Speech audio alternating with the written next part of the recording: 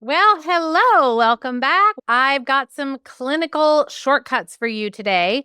I always get asked these kinds of questions like, what would you do if? Or if you only had a few supplements that you could recommend to somebody, what would they be? What would you do? So I thought, well, we'll talk about that today. So I think I mentioned it last week. I was in Des Moines, Iowa, teaching a 10-hour CEU seminar. And then afterwards, we did a couple hours of business training on how to create a kind of a signature program that you put people through that's a little bit of a lower dollar thing, but it's a time-based program. And that was great. We loved that. It was really good. But one of the topics that I included in there was what I like to think of as like a foundational conversation.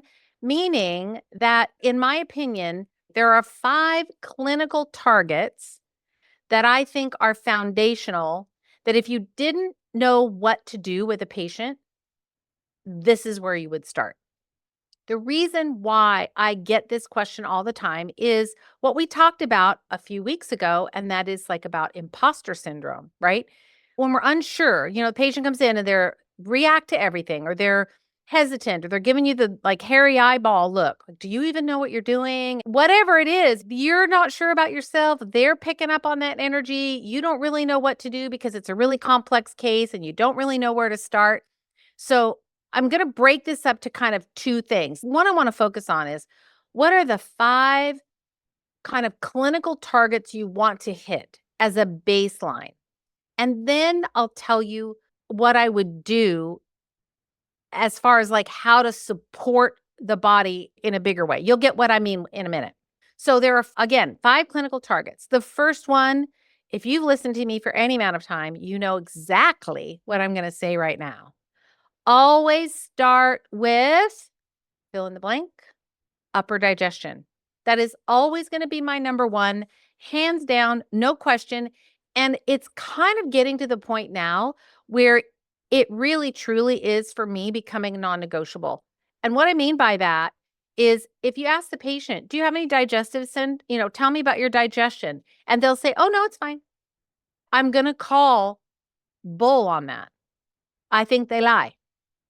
Because what they'll do is they'll manage their digestion by taking a probiotic, or they'll manage the symptoms by taking Tums, or they'll manage their digestive symptoms by, taking enzymes or whatever it might be. They will tell you, no, I'm fine, but they're not fine because they may be managing it. The other reason why I know they're not fine is that the large majority of people have asymptomatic reflux. And that asymptomatic reflux, it comes in symptoms that you wouldn't think. So frequent clearing of the throat, like immediately after a meal. They're constantly, it's like phlegm, phlegm, phlegm. My dad's like that. He gets so much phlegm in his throat that he's actually has to cough in order to clear it so he can swallow it. There's so much phlegm in there, and he has massive reflux. So that's one of the clinical signs. And they'll just think, oh, I just have a scratchy throat, or, oh, I just think that's normal. I always clear my throat. But if you ask them, do you have any reflux? They'll say, nope, I don't have any, because they're thinking heartburn, sometimes it's a language thing too. But I now believe that I just think in this case, you're guilty until proven innocent. And you're probably going to have a hard time proving your case to me that you're innocent of any upper digestive dysfunction. But we have to get that pH back down in the stomach. It's got to be your number one. If you just start with one thing, it's got to be in the upper digestive compartment, that mouth, stomach. That's what I'll call it. And sometimes people are even so sensitive, like you'll give them a supplement and they react. They'll get a headache or they start getting itchy or whatever. It's like you gave them a really basic supplement. Then you want to keep moving upstream, upstream, upstream. Well, the most upstream place you can go is the mouth and the saliva. So if you have that patient that just doesn't do well, like things make an upset stomach or they get a headache, just stop and support the parotid gland. You can use Standard Process has one called Parotid PMG. Doctors Research has Simply Parotid. You can just find some parotid support and start there.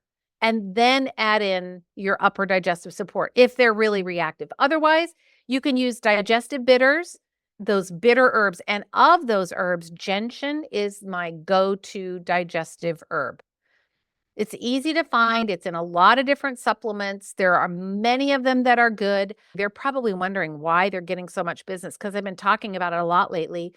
But it was actually on one of our clinical academy calls, and I don't remember who said, sorry if I can't remember who it was, said there's a website called allthebitters.com. I'll link it in the show notes, but allthebitters.com, and they're alcohol-free bitters. And there are 3 of them that have gentian in them. They have all kinds of different bitters, different flavors and herb combinations, but they're alcohol-free. And everybody loves them. I've ordered them and I actually really like them. They're really enjoyable. So just start there. So that's number 1 clinical target is upper digestion, specifically bitters. And if they're super sensitive to everything and even bitters don't work, then you want to go upstream and support the parotid gland. But number 1 clinical target is upper digestion. Number 2, again, you're guilty until you can prove me otherwise, but that is going to be adaptogens for stress management. I don't think you can live in the United States right now and not be stressed. I mean, we're going into the fall of 2024. And if you're listening to this podcast a year from now, I wish I knew what was going to be like a year from now. But right now, there is so much anxiety and unrest, and people are just like, there's division and everybody's angry. And like, it's kind of a problem. And the media, everywhere you look, there's all kinds of things going on. And you could read between the lines on that. So I think stress management has to be the second clinical target. And it usually is for me anyway, but especially right now because we don't know what's going to happen. So clinical target is first upper digestion. Number 2 is adaptogens for stress management. There are lots of choices. Probably my favorites are going to be from Gaia. I recently, in the last year or so, started using more Gaia products, and I love all of their stuff, but I love, love, love their adaptogens. I wish I had known about them or started using them many years ago because they're game changers. So check that out. Number 3 clinical target is it still kind of has to do with upper digestion, but that is fat breakdown. Fat. You want to make sure that they're got adequate bile. And if they still have a gallbladder, awesome. Then work on thinning that bile. Work on getting that liver to work on that bile. But if you think that the gallbladder is working pretty good and all that, but you just want to make sure that they're breaking down their fat, there's a choline. Add some choline to the diet or have them eat choline-rich foods. Egg yolks are a perfect example of that. So choline to help with fat breakdown and then ultimate assimilation because we need to get those fat-soluble nutrients in. So we have water-soluble vitamins that come from food. We're dealing with that by improving upper digestion, liberating those nutrients out of the food. But then we move the food down the tube, out of the stomach, into the duodenum where we've got pancreas, bicarb, we've got enzymes, and then we have bile from the gallbladder. We have to make sure that that bile is sufficient, and we really have to make sure that we're breaking down the fats well. So choline is another really, really important one. That's the 3rd clinical target. The 4th one is amino acids, i.e. protein. So you can make sure that the patient's got enough protein in the diet. There's always kind of been this thought about that all the essential aminos have to be together in one meal. And that's why we love using animal protein. But in recent years, the research is pretty strong, which makes sense from an evolutionary standpoint. But the body actually has what's called an amino acid pool. And I talked about this in the seminar. And that amino acid pool, it's like a reservoir of essential aminos. So if my diet is maybe missing a few of those, like what I'm eating on my plate at that moment is missing a few of those essential aminos, maybe it's missing 2 or 3, then the body's got this like little amino acid pool that it can pull from. And it can go, oh, we're missing these 3 amino acids. Let's go grab them from the amino acid pool and let's connect those up and build that up to make that complete protein. Because the body wants the complete protein. It needs those complete proteins. So we want to make sure that we have a lot of variety in the diet. So we want to get lots of different things in. There are certain foods like quinoa and buckwheat. I don't have my list in front of me, but there are certain foods that have all those good and rich aminos in them so that although they're not a complete protein, but they have all of those essential aminos in them, and they just need to mix with the non-essentials in order to be complete protein. So aside from animal products, animal foods like, beef, chicken, fish, etc., there are some foods that can really be helpful, but they'll add to that amino acid pool, and that's what we want. The other thing you could do is you could provide amino acids from like It's Body Health online, but the Body Health aminos, they're amazing. If you've never tried them, you need to try them. But they just did a practitioner only line, and it's called LifeWorks Nutritionals, and it's practitioner only. It's the same thing. They just have a different label on it. And so then the patients think, so it's going to be exclusive for you in your practice. So LifeWorks Nutritionals, if you want to supplement with either a powder or a tablet, they've got some great products. Their protein amino acid bars are actually really, really good. The chocolate one's my favorite. So that's number 4, clinical target. You have to make sure they have enough essential aminos. And then number 5 is a good vitamin mineral product. I've always used standard process. That's kind of been my jam. But I've now, using and looking at other companies. Mine now has been for the last year or so.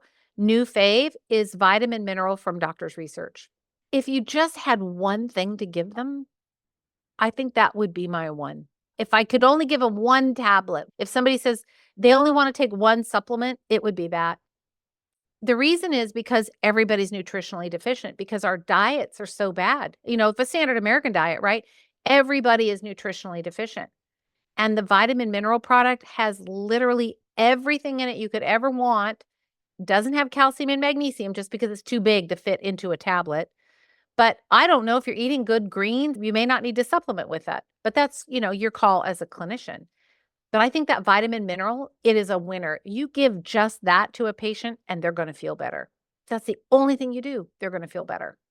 So to recap, my 5 favorite clinical targets. Number 1, always, always, always upper digestion with the herb gentian. Allthebitters.com is where you can get them alcohol free. I am not affiliated with them in any way. I just have used them. I like them, and I've been talking about them lately. Number 2, clinical target is adaptogens. We want to really address and get in and help the patient feel better, get the stress dealt with. Number 3, make sure that they're breaking down their fats. So you could add choline or just support an optimized bile flow and function. Number 4 is essential aminos. So you can either have them increase their dietary protein. But again, in order for dietary protein to be broken down, it requires adequate upper digestive health, which is that acidic pH in the stomach. The essential aminos from LifeWorks Nutritionals, that's the wholesale practitioner only side of that line of supplements. Those are very digestible and they have a 99% utilization. So even if the patient has messed up upper digestion, these aminos will get utilized, which is another reason why I really like them, because I need to get those proteins in them quickly, and I can't do that if I have to wait a month or 2 to get that upper digestion working again and get that pH down. I can get right in and start with those amino acids and get the protein in that I need. And the number 5 is a good vitamin mineral supplement. Now, I promised you when we started that I was going to also give you a few other things. I didn't mention liver here. And I think that liver detoxification is key. Some point early on when you're working with them, maybe you use these 5 foundational clinical targets and you start with them, but you're going to want to do some liver work. The only thing you have to be not concerned about, but just make sure it's working, is make sure that they're eliminating regularly, or give them something that will keep the bowels moving while you're doing the liver work. So some kind of a liver detoxification program, 2 weeks, 3 weeks, 4 weeks, however you want to line it up. That's another kind of a little bit of a bigger one. It's not like a one supplement or a one stop kind of a deal. It's going to take you a little bit of time. The other thing that I think is relevant is to think about doing some kind of parasite cleanse. I keep saying this, like, for all these years, in the 20 plus years I've been in practice, there's been a couple of things that I've said I will never do. One is for me. Now, this is not you. I'm just telling you me. For me, I didn't ever want to offer any kind of a multi-level type product. That was just a commitment for me. That's just how I wanted to do it. I also saw that so many practitioners got themselves boxed into a certain way of thinking so that every patient came in had that exact same diagnosis. So I'll give you an example. If your eyes are on mold and maybe you had mold and then everything to you looks like mold. Oh, you got mold. That's it for sure. 100% you got mold. Okay, well, many of the symptoms of mold toxicity are the same as what we might see with Lyme or Candida or maybe parasites. But yet, each of those particular things, practitioners will kind of get in their lane and they'll be like, oh, that's yeast. Oh, I'm sure you have Candida.